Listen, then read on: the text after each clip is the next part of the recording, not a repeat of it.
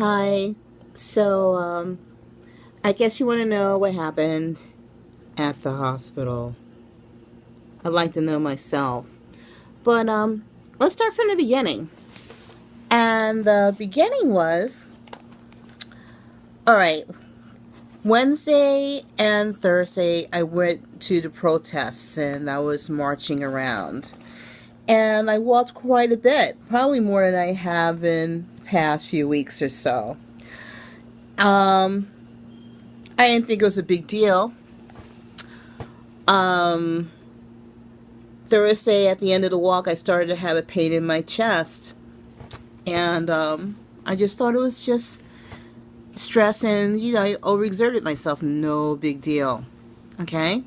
And I went home, woke up Friday, no big deal. But when I walked to the train, I still felt it in my chest. Okay, so I went to work and didn't feel anything the rest of the day. Went to meet Natanya, and nothing was bothering me. We had dinner. Then we went to Whole Foods to have some coffee.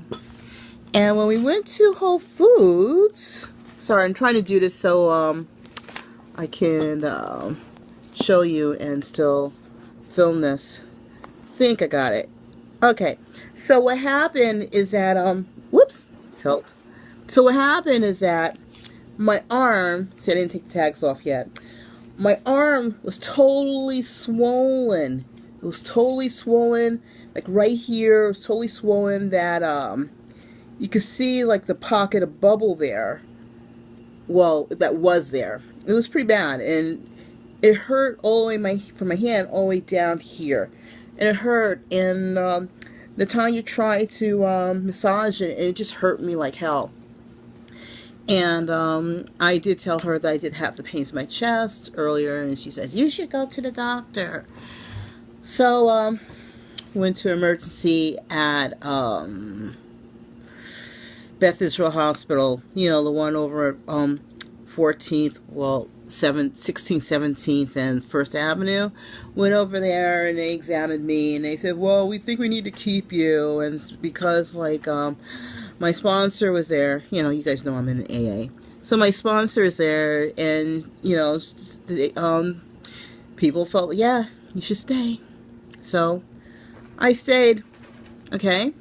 And it was told to me that I would take a stress test on Monday and go home.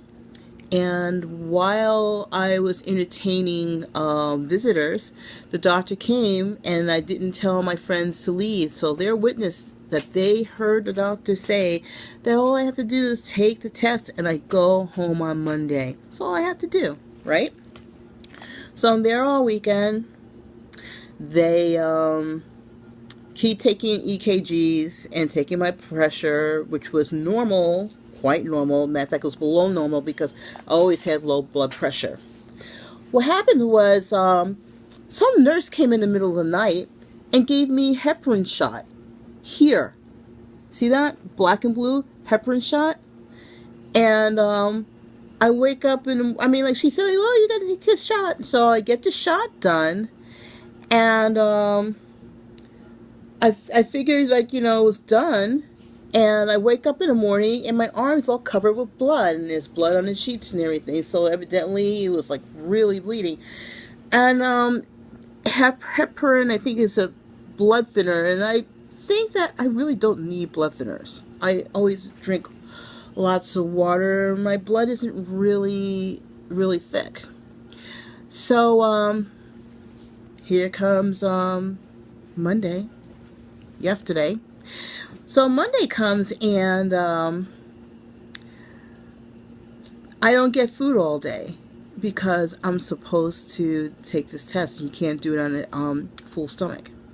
So they take me for ultrasound, and then I'm waiting and waiting and waiting to take this stress test, which didn't happen until at least after 3:30. So from the time I got up this morning around 6 until then, I didn't have any food the whole day. And they said I couldn't drink. Okay? So finally, when it's time for me to take the test, the guy's like, "Oh no, you're supposed to be drinking water." And I was like, "Okay, great." So I start drinking water, and I do the test. Now, granted, I didn't do the test very well. I was supposed to stay really active for this really fast run for like 7 minutes, and I could only do 4 minutes. But they said I did enough to do the test. And so I go back to my room, waiting to hear the magic words, "You can go home." Didn't hear shit from anybody. It gets later and later. I know shifts are getting ready to change, and I go ask them what's going on. Oh, I don't know. Oh, the doctors have to leave. They have to go. All the doctors left to go on an emergency. Right. So I talked to this one woman who pretends that she doesn't speak English, and this seems to be something that is prevalent there, because Friday night after I got signed in, this woman comes in and says, "Medicaid or Medicare?" And I said, "Excuse me, Medicaid or Medicare?" As I said, "I have neither. I have a health insurance card. See, here's my card." Okay, this is obviously not the card, but I showed her, "This is my card. Like, you have a job, you work for Beth Israel, they provide you insurance.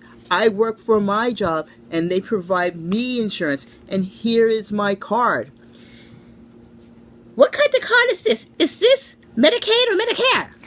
And I was just like, whatever. And this woman, social worker, comes up to me in the morning, a few hours later, and says like, "Oh, well, we heard that you don't have any insurance." And I was like, "No, I do have insurance, and here is my card." "Oh, I didn't know what happened." So anyway, last night it's the same shit where I have another woman. I'm not going to say the ethnicity, but it was the same ethnicity. And she said the same thing. "I don't understand. No, I'm just going to ignore you."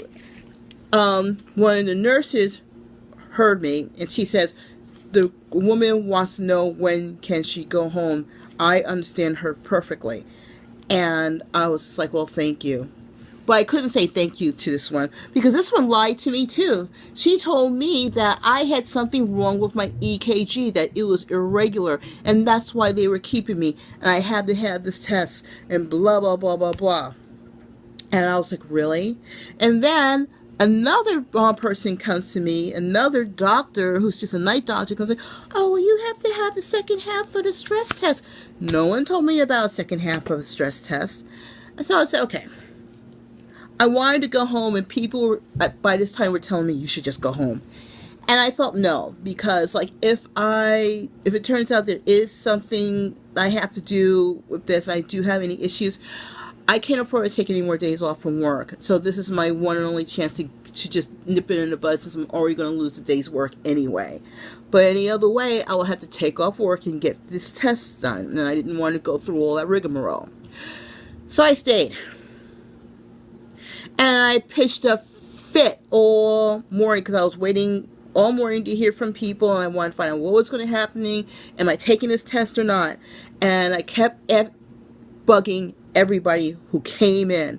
And when they came in, what happened was the doctor came to me and he said, they already knew by 9 o'clock that everything was good, that you can go home." Well, why didn't anybody tell me? "I don't know, I'm so sorry, but you could have gone home. And besides, it was the middle of the night." It is not the middle of the night at 9 o'clock at night. Are you kidding me? Like, most people start going out at 9 o'clock at night. Are you kidding me? So I was like, whatever. So I got all my paperwork together and everything, and then they told me that, oh, I do have something wrong with my heart, but it's fixable, which meant that, okay, my body's out of shape. I know this, all right? And my body was worse shape 6 years ago, but, going out with Michael's been getting me to walk and to ride my bike. I'm in better shape than I've been in years. You could ask anybody that. I performed in the choir before. I didn't have the energy to do that. Now I'm like all over the place. So you can't tell me like, oh, it's life-threatening. No, it's not. And it's something you could have just told me, like, oh, well, you have these certain issues. Go follow up with your doctor and get some fucking exercise. That's all. That's all I had to say. You know? I mean, I don't eat fatty stuff. I eat pretty damn healthy. I need to exercise. That's it. The only thing that really concerned me was the one thing they kept ignoring, like just saying, what the fuck was going on with my arm? I asked them every day, what happened with my arm?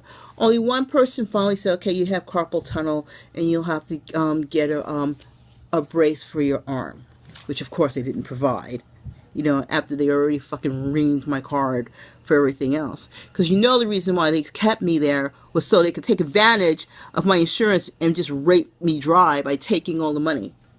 Unbelievable. So, what do?